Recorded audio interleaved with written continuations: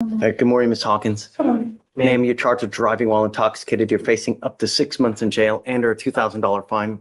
We are going to do probable cause. You have the right to remain silent. Anything you say can or will be used against you. You have the right to have an attorney present. If you cannot afford one, one will be appointed to you, ma'am. Listen, Yes. Tonight we're watching a classic DWI crossroads, alleged impairment, an inventory cup that smells of tequila, a refusal to provide a specimen, and a judge ready to clamp down with bond conditions. This is not just a traffic stop. It's a moment where a single decision can ripple through jobs, insurance, and a young life. Over the next minutes, you'll hear probable cause, bond restrictions, the judge threatening contempt for driving on bond, and a plea to choose rehabilitation over record. Stay with us. We'll break down the legal stakes, the real-life costs, and whether strict conditions are reasonable for a first-time stop. Would you accept a no-driving affidavit while labs run? Or push back for an occupational license to keep your job? Tell us where you One will be land. appointed to you, ma'am. Yes, Judge. On March 6, 2025, at approximately 10:29 p.m., the officer observed a vehicle driving with expired registration as of March 2021. A traffic stop was initiated. However, the vehicle continued to travel down the feeder road until it turned and pulled onto the wrong side of a two-way road and parked facing northbound in the southbound side of the roadway. The officer made contact with the defendant, the driver, and sole occupant of the vehicle, and observed the defendant to have bloodshot eyes, droopy eyelids, and a strong odor of an alcoholic beverage. The defendant admitted to drinking 1.5 alcoholic beverages, and the defendant stated she was buzzed but not drunk. An inventory search of the vehicle was conducted, and the officer found a large plastic cup that was 1/4 full of alcoholic beverage that smelled of tequila in the center console cup holder. Standard field sobriety tests were conducted, HGN 6 out of 6. Walk and turn 5 out of 8, one leg stand 3 out of 4. The defendant was read the DIC and refused to provide a specimen. A blood search warrant was signed and executed. Are you telling me that she has alcohol in the car while she's driving? It's just get a cup of alcohol. Ms. Hawkins, I'm going to find that there's sufficient probable cause to go forward with your case. I am now placing several conditions on your bond. If I find that you violate these conditions, I will revoke your bond, put you in jail. No more PR bonds, ma'am. You're not allowed to drive. I'm taking away your privilege to drive. You will be signing an affidavit with me today promising me you're not going to drive. I don't care what's going on in your life. If I find that you do, I can have a contempt hearing. You can be facing an additional 6 months in jail and a $500 fine. This is an affidavit that you're going to promise to me that you're not going to drive. Do you understand? Yes, sir. I'm also ordering you as a condition of your bond not to consume alcohol, illegal drugs, or unprescribed controlled medication. If I find that you're consuming alcohol or illegal drugs, likewise, I will revoke your bond. Put you in jail, ma'am. Judge, is that standard for driving? She has alcohol in the car while she's driving. And so I would presume that it's elementary that you're not to have alcohol in the car while you're driving. It scares me, and I just don't want her driving for now. Understood. Judge. We can approach at a later date, but I'm concerned because for her employment, she can't get to and from work. And we can't get an occupational license for something like this. It's a condition of the court. I don't think we have any opposition to putting an interlock in the vehicle so that she's not able to drink and then drive. But it just seems like no driving at all seems a bit harsh for a first offense. We don't even know what the blood is at this point. Get it? But she has alcohol allegedly in the car while she's driving. One would presume that that's a humongous no-no, you know? And I want her to appreciate the privilege it is to drive. It's not a right. It's not a right. It's an absolute privilege. Judge, if I may, what would be the conditions under which she's able to come back and get permission from the court? At what time frame? I need to know that she understands and appreciates the privilege, you know, be proactive. It's not forever, Aaron, you know, but I want her to understand that it's a privilege. It's not a right. And it's something that people should take very seriously. Alcohol. I don't want you to talk here now in front of him. You know, you guys at a later date can come back. I'm always all ears. Like, it's not For absolute. Greg's purposes, he's going to be the one representing her. Well, what is a later date? I mean, is there something we can do? Because, you know, if it's something that you'd like her to do while on bond to make sure that she's, you know, addressing the issue. I mean, Be creative, be proactive. I want to know that she appreciates it, and I'm all ears, you know. But it's something that I've seen more and more, you know, where there's alcohol in the car, and I would presume that you would know, especially at at this age that, Well, to be fair, Judge, the allegation is that she violated the law. The presumption is that you would know not to violate the law, period. I personally don't think that the fact that there is possible alcohol in the car, I don't think it's been tested, but it just seems like no driving at all seems like a harsh penalty for someone who's never been arrested before, no criminal history. These are allegations. There's a blood draw pending. According to the dim summary, she had 1.5 drinks. It's certainly possible her alcohol level comes back below the legal limit. And if that takes 90 days to get those lab results and come back and get this taken care of, she's not driving for 90 days. I'm not saying that long, Aaron. I just want some kind of proactivity that I know that she appreciates. Come back and, And this is Hey, for Craig's purposes, so I can convey this to Craig. What's proactivity to the court? just be creative. Okay. Be creative. And, several weeks, come back and we can talk. But it's a privilege. It's not a right. And it's something that we take very seriously. Every single day, someone dies from a DWI in our county. Every single day. And we need to ensure that it's taken seriously. I'm not asking for much. And once we know that there's appreciation, then let's talk again. Like I said, it's not long, Aaron, but I need to know. Now, well, because you have a lawyer, I will waive your appearance. You do not need to waste your time coming to court, but you must stay in touch with counsel and they will tell you if and when you have to come back to court. Do not pick up any new cases. Don't consume anything illegal or any kind of Place around alcohol. 113 to 124. Immediately after the defendant was read the DC and refused to provide a specimen. And before, are you telling me that she has alcohol in the car while she's driving? Pause here. That refusal is a legal fulcrum.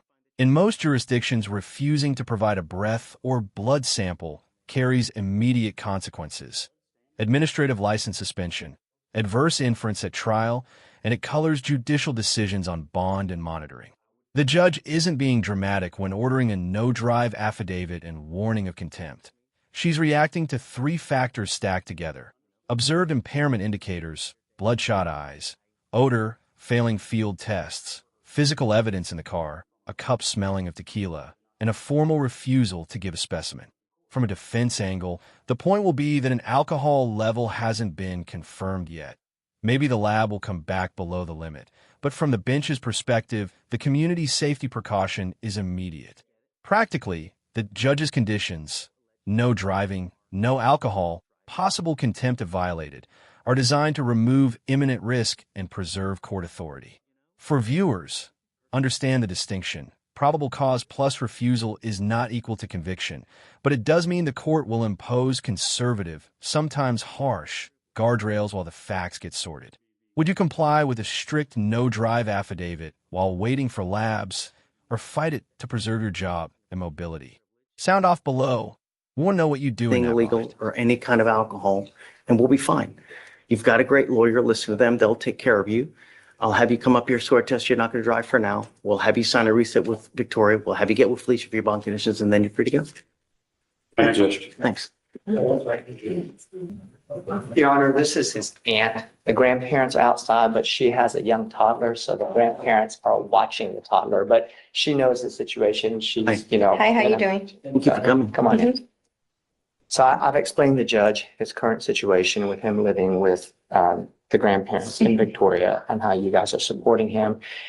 We have this time served deal that the judge is considering so that, we can wrap up this case so that he can move back home, work for the family, go to school, everything that we talked about. Yes. He just always wants to make sure that as a young person, he has support. He knows exactly what's facing him before we do anything that he can never get back. So this plea that he wants to do, it's got its pros and cons that we talked about. So that's why the judge asked me to bring you here so that if you have anything to add or anything, so that he can consider it, so that he can make up his mind whether or not he's going to let Diego take the time served deal. Okay. Okay. Please, tell me about Would he be approved for the PTI program? He's already been approved for that, Judge. It's a 1-3. I've talked to him at length about that. It's just something that he and his family does not feel that they can accomplish with all the. Because he can't stay clean. I mean, Judge, I mean, That's it. they have some financial difficulties. So anyways, Money is of no difference. I could care less about the money.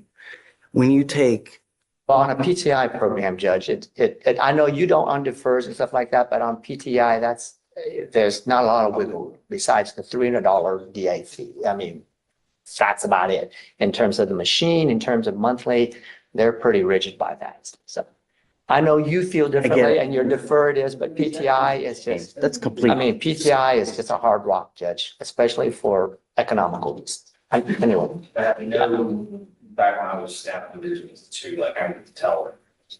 Good on, right? I was not here that is now, these guy. I've barked up that tree many times, Judge. Here's the thing. You're going to pay for this one way or the other. It's whether you either get this case dismissed and go through this program, or whether you take a conviction and then end up with all these surcharges from DPS, end up with a license suspension, have to pay DPS for all these other fines and fees, not to mention your insurance skyrocketing because of this DWI. Insurance rates now are absolutely bonkers because of how insurance companies are molesting us now as it is. It doesn't get better when you plead to a DWI and it goes on your record. It'll get 3 times, 4 times as worse. You're going to pay for it one way or the other. When you take a half-ass approach to something in life, you will get a half-ass result. There is a program now that you are approved to be in to get this case dismissed. All you have to do are 3 little things: a little community service, a little class, and most importantly, stay clean. That's all you got to do. And if you can do it for even 6 months, they will dismiss this case. By pleading guilty to this case, it will go on your record. It will be there for the rest of your life. It's even there after you die. And you will pay for it. I promise you. It may not be tomorrow. It may not be next week, but maybe 10 years, 15 years. You know what? Why didn't I take that class to get this thing dismissed? Ugh. You're going to pay for it one way or the other. You are old enough now to make your own choices. I mean, you're what? How old is he? 18? 17. 17 in June. Judge, I also want to correct myself. I've had him mixed up with another young client. He does need to provide mitigation information. So he's not 100% ready and approved. Is this, what does he have now? Is it an accident? It's a THC. Yes, so that was a qualification. Got it. So I But I mean, the odds of getting in are, I don't want to speak for anyone, but I would assume. I don't want you to make a decision now. But the decision you make will have lifelong consequences. And the problem is, there's only one problem, is staying clean. If I test you now, what are you going to test for? I don't want you to answer. But I think you and I both know. And it's been like this since day one. It has never stopped. Judge, I think he's got a couple of negative tests, if I remember correctly, like the last time you were here, right? I mean, he's got some negative tests, and we can verify that. I mean, the last time he was here, you went down, it was negative, right? December 12th, we had a negative, and then a no-show on January 27th. And that's when he moved. He Place actually around moved back. 9:24 to 10:03. Immediately before, you are old enough now to make your own choices. Where the judge warns about lifelong consequences of pleading guilty versus entering PTI/PTI-like program. This is the courtroom fork in the road moment. The judge and defense are debating 2 paths. Enter a supervised diversion or treatment program, PTI style, that can lead to dismissal if you stay clean, or accept a conviction now and carry the lifelong collateral costs. The court's warning is blunt and accurate. A conviction can affect jobs, housing, licensing, and insurance for years, sometimes permanently. On the other hand, diversion programs aren't free or frictionless. They can include fees, monitoring, classes, random testing, and removal of driving privileges during compliance. For a young person living with grandparents and balancing school and work, the practical barriers are real: transportation, program fees, and the daily discipline required to stay clean.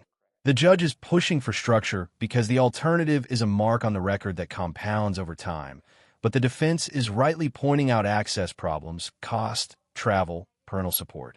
For viewers, ask yourself which system-level fix actually reduces recidivism: punishment that creates barriers to stable employment, or an accessible, well-funded diversion program that removes obstacles to change? If you had to design the better option, would you fund wraparound services so the team could realistically succeed in PTI, or prioritize immediate punitive consequences to send a message? Drop your recommendation. We'll read the best That's when ones. he actually moved back to Victoria, and he's back here. If you want him to think about it more time, that's great. But the problem is, Judge, he is 3 hours. The family had a hard time getting him here just this morning. So if possible, and, he decides again to go down the time served, we'd really like to get it done today, because that way it's just easy for them not having to come back. And that's part of the issue, Judge.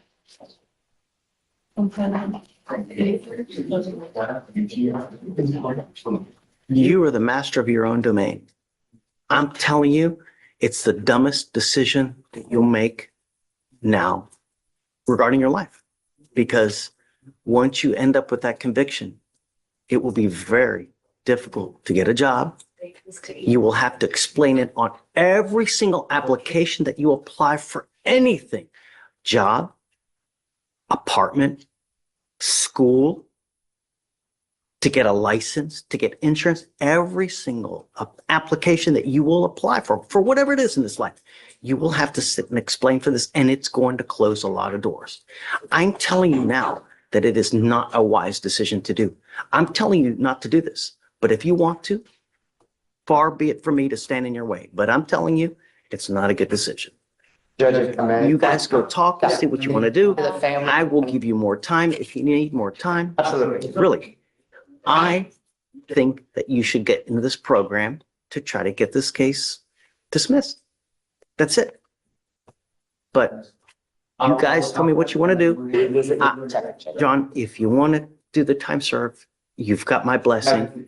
But It's never me, Judge. I just want to make sure the family and he understands every single word that you just echoed that I and so much that if you go, we can allow you to report via Zoom, so you don't have to come back. But you can't use. You can't smoke weed. You can't use alcohol. But I'll also leave the operator too, to go with that, right to you. I'll leave that operator. got it, Judge. But I mean, it's You make the decision. patient. You talk to him, Judge. Right. Well, Judge, I'm covering Lieutenant Thorne. Oh, okay. Then we got, my Valar Judge, since he was a bond forfeiture. I've got his family, and they're all going to sit down and rethink about this, but they need some time. So it looks like, they're going to have some hard questions to answer. So they don't mind driving back. So we should get hopefully a resolution on one way or the other, because if he wants to do the PTI route, I've got to get moving I ASAP. have the indigency packet now if you want it, so that they can, if they're interested, start filling it out. And then I can. Well, I mean, I think the way they do it now is for mitigation. I've got to put a mitigation together because he's 17, and then an application. Then I'd like to talk to Judge Geist to see how we can. It's not fair, because, a 17-year-old doesn't have a pot to piss in. How are they going to pay for this thing? You know what I mean? So why is it fair that parents have to foot the bill for this whole thing, So we need to figure out some kind of. No, Judge, that, usually they will waive the $300 DA fee, but machines, costs, anything, all of that, they don't even budge. Okay. So, I mean, whatever you can do to help the defense side on that would be wonderful, Judge. I'm pretty sure if you get a petition going, we'd all sign it. Let me email those guys. There's always a way. And I don't understand, like, the supervisory fee, why can't they be waived? You know, It's just. it's a device that's an outside vendor. Yeah, yeah. And there are other vendors that will charge you a lot less, you know? Just so that we can reset him, so they can have time to think about it, can we just get a reset date? That Okay. still needs bond conditions. Yeah. I mean, we're all here. I mean, we could take care of that. I mean, whatever you want to do. If you want to upgrade his bond conditions from last time, because, you know, he had, Don't want him to smoke. well, Judge, I mean, the last time he was here, before he had to go back to Victoria, the proof is in the pudding. He had to make, Is she recording? Are you recording? oh, that's mine. She's with me. That's my office manager. Oh, okay. So, you're not, please don't use your phones, Maxine, but anyway. I don't record. All right, come up. He does have a clear UA glasses on, Judge. I'm gonna test him now. Yeah. I'm gonna test you now.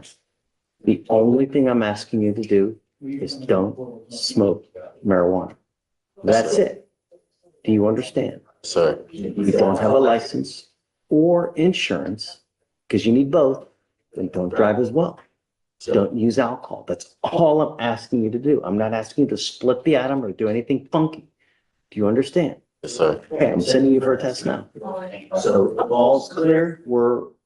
I'm doing backflips. I'll be very happy. You test positive, I don't know what I'm gonna do.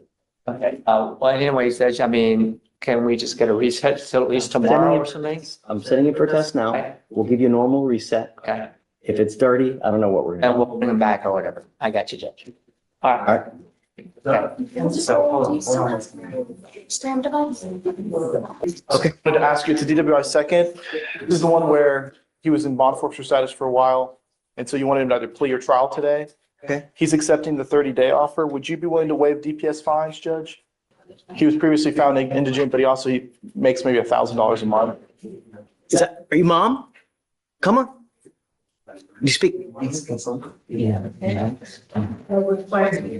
mom and dad? Yes, Judge. Wonderful. Yes, sir. What's the last name again? Vera? That's fine. Good morning, guys. Thank you so much for coming. Mr. Vera here is charged with driving while intoxicated, second offense. You are facing up to a year in jail and or a $4,000 fine. You've worked out an agreement. They're offering you 30 days in jail with credit for the 3 days that you've done. Hey, give me 1 second. You need to understand that this is going to go on your record. It will be there for the rest of your life. What happens the next time? It gets worse. I'll be in jail for a long time. No, not jail. What prison? And it doesn't matter if you're just a little bit drunk, if you're stumbling, falling down halfway, passed out, unconscious. No. All they care is they smell the odor of either marijuana, the faintest smell of alcohol. They will charge you now with a 3rd-degree felony, minimum 2 years in prison, a maximum of 10 years in prison. You understand? Yes, sir. So even if you've had a sip of alcohol, I wouldn't get into a car because you will get hosed. Do you understand? Yes, sir. You give up a lot of rights by entering into this agreement. You give up the right to a trial, right to compel witnesses to testify on your behalf, confront and cross-examine your accusers. If you're not a citizen, there are possible immigration consequences. You can be deported, excluded from the country, denied naturalization under federal law. You give up the right to appeal. Once you plead guilty, it will stay on your record. It will be there for the rest of your life. You understand? Yes, sir. Is this what you want to do? Yes, sir. How do you plead to the offense? Guilty or not guilty? Guilty. I'm going to find you guilty. Be careful, because now he's got 2. He takes your car, gets into an accident, could be very well on you guys now. So got to be careful. Don't drive without insurance, because you get into an accident. Lord help us. I am going to suspend your ability to drive for 2 years. Do not drive until you get a license. I am also, one more thing, your lawyer is asking me to waive your DPS surcharges. That's a $6,000 fee that I'm waiving for you now. Thank you, sir. The only thing I'm going to ask you is don't kill someone. I don't give a rat's behind if you want to go get lit. Don't kill someone. For $50, you can take an Uber. Professional It will rap. take Today, the court confronted urgent safety signals and long-term consequence trade-offs. Key rulings and takeaways. 1. Probable cause supported the stop. Failing field sobriety cues plus an alcoholic cup in the vehicle justified the officer's actions and the blood draw. 2. Refusal to provide a specimen dramatically influences the court's risk assessment and the bond terms. Hence the no-drive affidavit, strict bond conditions, and the threat of contempt for violations. 3. The bench pushed hard for a rehabilitative path, diversion/PTI, but also clearly explained the lifetime. Cost of conviction, lost job prospects, insurance hikes, licensing problems, and more. Bottom line, the justice system often presents a constrained menu, accountability with a path to dismissal if you comply, or a conviction with persistent collateral damage. For viewers, the policy angle matters. We must make diversion accessible and affordable if we want second chances to work. Now, your turn. Did the judge strike the right balance between preventing immediate harm and preserving a realistic chance at rehabilitation? If you found this case as shocking as we did, make sure to hit that like button, share your thoughts in the comments, and don't forget to subscribe for more jaw-dropping courtroom breakdowns. You can take an Uber. It will take you wherever you want to go in this life. Don't kill someone. All right. Good luck. Thank you, Thanks, Judge. guys. Thank you for coming. You are Catherine Rodriguez. Yes, sir. You were charged with driving while intoxicated, second offense. You are facing up to a year in jail and or a $4,000 fine. You have worked out an agreement where they're going to reduce this to a first offender DWI education class. You need to understand that this still makes 2 DWIs that are on your record. What happens on the next one? No. Prison. A minimum of 2 years, a maximum of 10 years in prison is what you will be facing if you ever pick up another DWI. And you don't have to be stumbling, passed out drunk for an officer to charge you with a felony offense. All you need is to get into a car, the faintest smell of alcohol, anything funky in the car, they're going to run your record, they're going to see this, and then you're going to be facing a crap load of the time. Do you understand? Yes, sir. If I were you, even if you've had a sip, I wouldn't get into a car. I understand. You give up a lot of rights by entering into this agreement today. What you were doing is you were pleading guilty to this DWI. It is a 12-month Harris County jail sentence to be probated for 15 months. You will do a repeat offender DWI education class, 2 victim impact panels. You will do a TRAS, which is an evaluation to see what other conditions you may need. If they assess other conditions, you must fulfill them. No breath test refusal, meaning that if you were pulled over in a car, an officer asks you to submit a breath test, you must do it while you're on this probation. If you don't, you're in violation. And if you violate this probation, I will issue a warrant for your arrest. Yes, sir. You're looking at an entire year in jail. Do you understand? No drugs, alcohol, guardian interlock, 25 hours of community service. Was there an accident in this thing?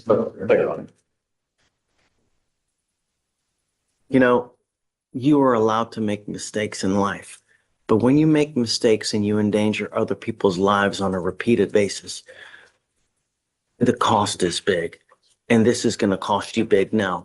There is now a supervisory fee that you will be required to pay, and if you don't pay it, every $100 you owe, you will sit 1 day in jail. There is a actually it's reduced to a first, right? Is it true or untrue that it's a 0.15 or above? That's true. Okay, I'm going to find that that's true. Now, there is a $4,500 surcharge that you will be required to pay. Somehow we have to get your attention that this is unacceptable. And if it doesn't get paid, 1 day in jail for every $100 that you owe. Do you understand? Yes, sir. Can I pay it over time? I'm currently Of not. course. Okay. Absolutely. We will give you, Only laid off. I'll give you 2 years to pay. If you need more time than that, I'm absolutely willing to do whatever you need to do. But somehow we have to get your attention. And I'm going to tell you now also, if I find that you consume alcohol while you're on this probation, it's very possible you may be required to do inpatient treatment. Do you understand? Yes, sir. Your Honor, I filed a motion requesting the orders to be, the supervisory fees, mandatory fees be waived. I believe if you question Ms. Rodriguez, you'll find that she may be qualified to be in